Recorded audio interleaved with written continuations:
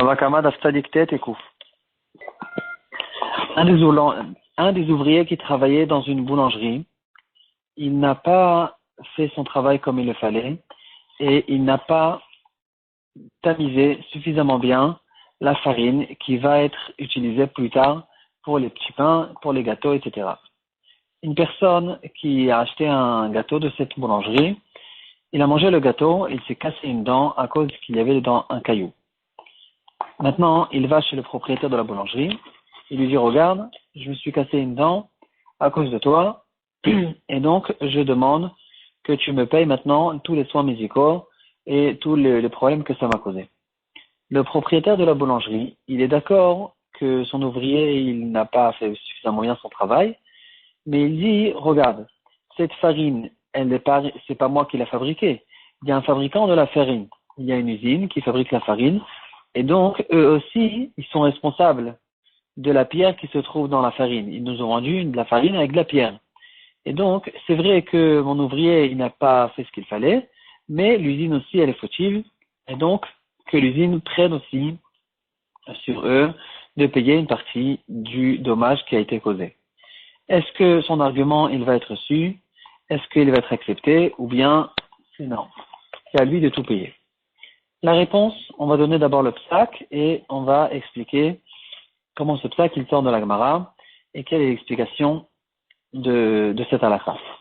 La réponse est que le boulanger, c'est à lui tout seul, le propriétaire de la boulangerie, même pas forcément l'ouvrier, comme on va le voir tout de suite. En tout cas, le propriétaire de la boulangerie, c'est à lui tout seul de payer les problèmes qui ont été causés à cette personne à ses dents à cause de la halakha de Dina de Garmi. Et par contre, il devra payer que le problème lui-même, le nezek.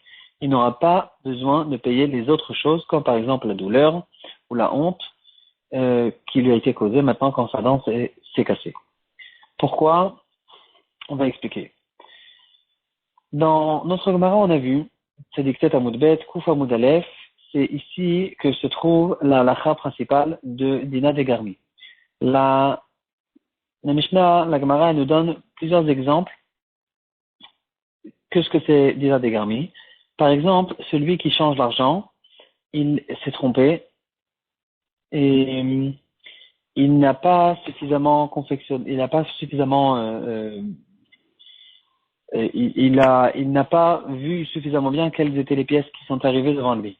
Ou bien plus simple que ça, le Dayan, qui a eu un din Torah devant lui, et dans son psak, il a eu une erreur qui est claire, pas une erreur qu'on peut discuter là-dessus, qui dépend en fait de la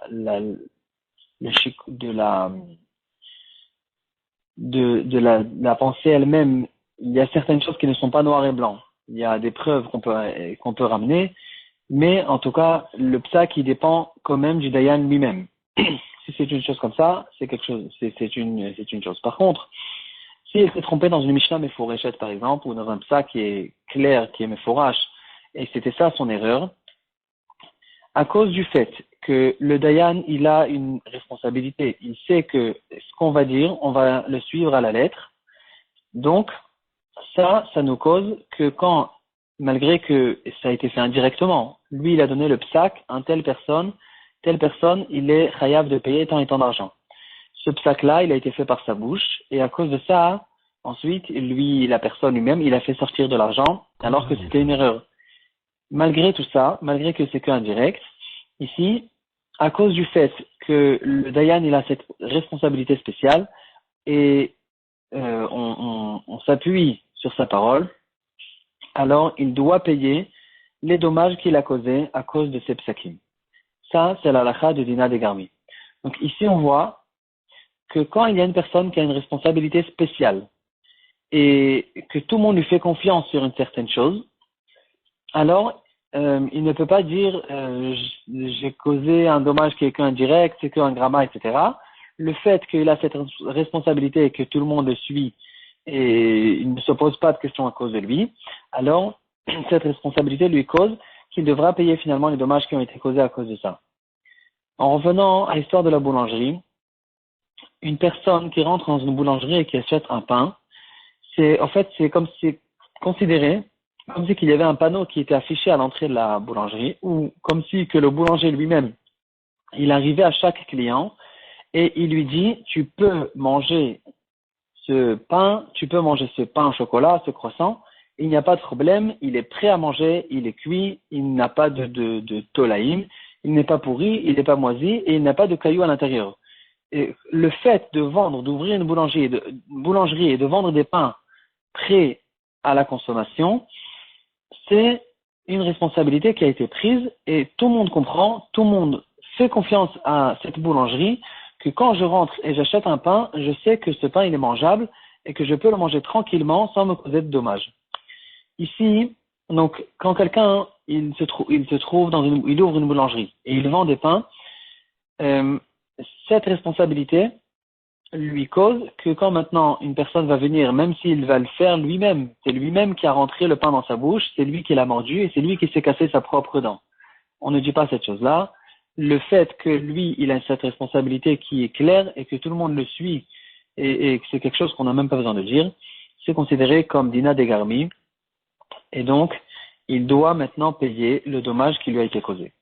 Maintenant, pourquoi on a dit que c'est que le nezek et pas les autres choses qui lui ont été, les autres dommages qui lui ont été causés, pas la honte et pas les autres choses. Donc,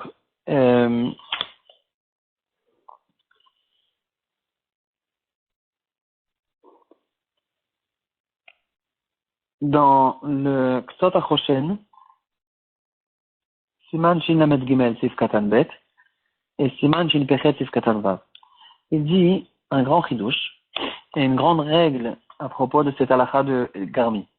Il dit que quand quelqu'un doit payer à cause de dina de Garmi, il payera que le nezek lui-même, le dommage, la somme de base qu'il y a dans tous les nezakim, et pas les 4 autres choses qu'il y a quand un homme endommage une autre personne. Donc il ne paye pas le tsar, le ripo, le chevet et le bechet, il paye que le nezek. Et donc c'est pour ça que on a donné cette halakha qui, d'après le tot, on doit payer que le nezek dans ce cas où on fait payer une personne à cause de dina de garmi. Qu'est-ce qu'il en est maintenant du propriétaire de l'usine de la farine? Pourquoi lui il n'est pas fautif?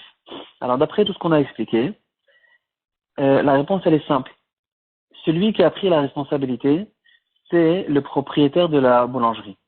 C'est pas le propriétaire de la farine. Le propriétaire de la farine, quand il vend une farine, il n'est pas en train de dire vous pouvez consommer ma farine, elle est prête, vous pouvez l'utiliser, vous pouvez la manger. Tout le monde sait que la farine, c'est une matière première, c'est une matière qu'on doit encore après faire certaines choses. Il y a des farines, en général, de toute façon, il faut la tamiser à cause des problèmes de tolaïm.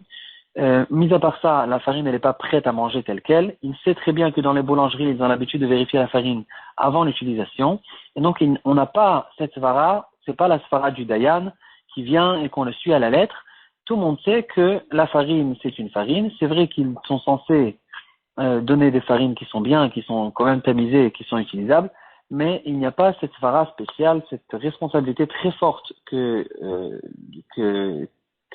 qu'a sur lui, par exemple, le propriétaire de la boulangerie ou le Dayan de ne pas faire d'erreur.